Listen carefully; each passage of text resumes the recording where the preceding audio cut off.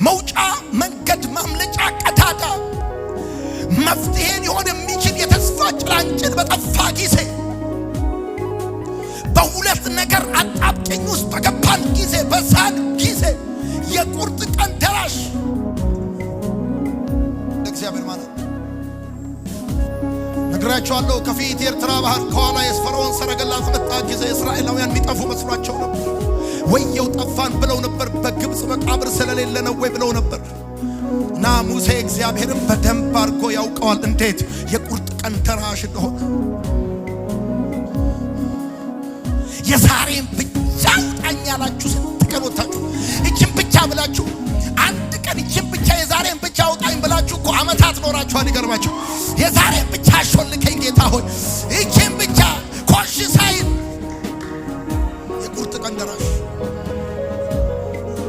ማለት መጽሐፍ ሲናገር እንደውም እንደዚህ ይላል፣ ሕዝብ እስከሚያልፍ ድረስ ጠላቶቻቸው እንደ ድንጋይ ዝም አረጋቸው፣ ጸጥ አረጋቸው።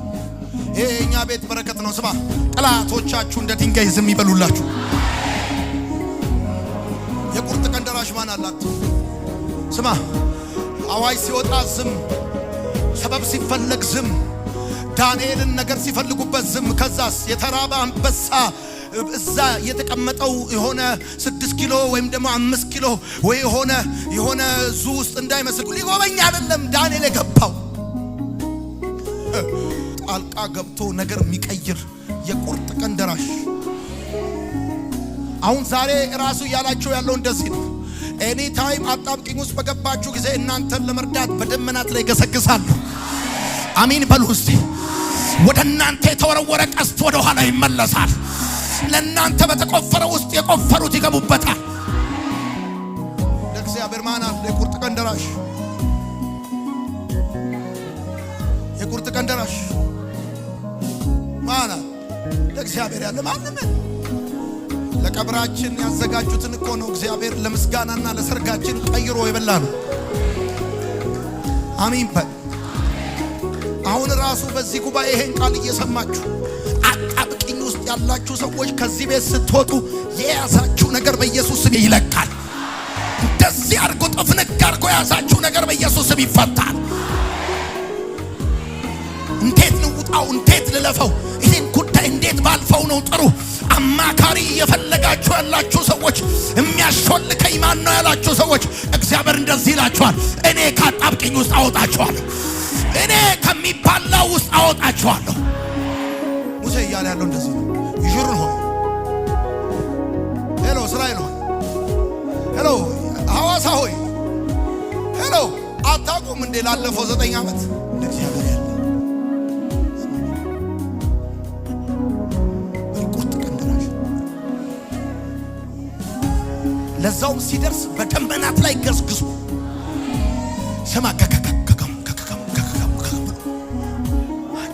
የደመና ኮቴት ያንጎዳጉደዋል። ለጌታ ያንጎዳጉደዋል። ይገርማል።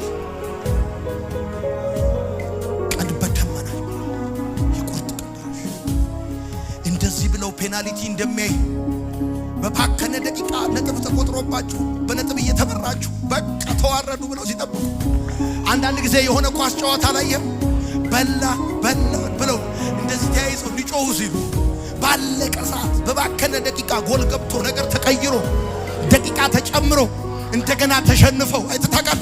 ሄሎ ለቅሶ ወደ ሳቅ ተቀይሮ ሐዘን ወደ ደስታ ተቀይሮ አጣብቂኝ በባከነ ደቂቃ አለቀ ባላችሁት በዛ ሁኔታ ላይ እየመጣ እግዚአብሔር ታሪካችሁን ይቀይረዋል። አንተ ይሄን ቃል አሜን ስትል ቃሉ ራሱ መንፈሱን ህይወቱን ይዞ ቤት ይገባል።